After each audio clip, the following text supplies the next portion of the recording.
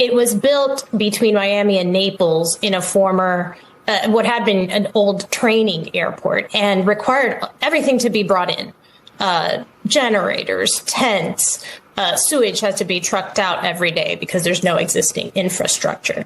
And that immediately led to concerns about the environment and what was going to happen to these sensitive Everglades lands and to what the Miccosukee tribe that lives in the Everglades considers spiritual lands. But then came the concerns about the conditions that you mentioned inside the center.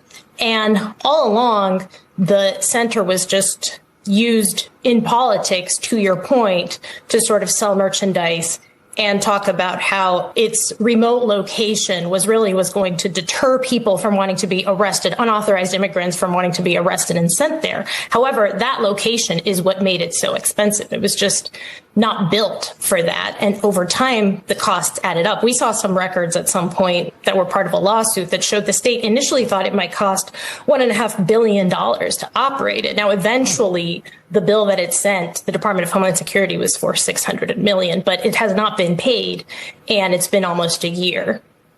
And you report that according to ICE data, as of last month, there are still roughly 1,400 detainees, all of them men. What more do we know about these folks? And if this facility closes, what happens?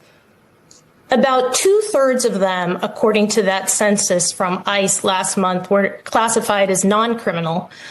We don't know where they would be sent. There have been flights, we don't know exactly the frequency, in and out of the center because it's got that airstrip, especially to detention centers in Louisiana and Texas that are often the final stop before deportations. They have not shared any plans of what would happen to those people. But remember, the state had said it had hoped to have up to 4,000 detainees at the facility.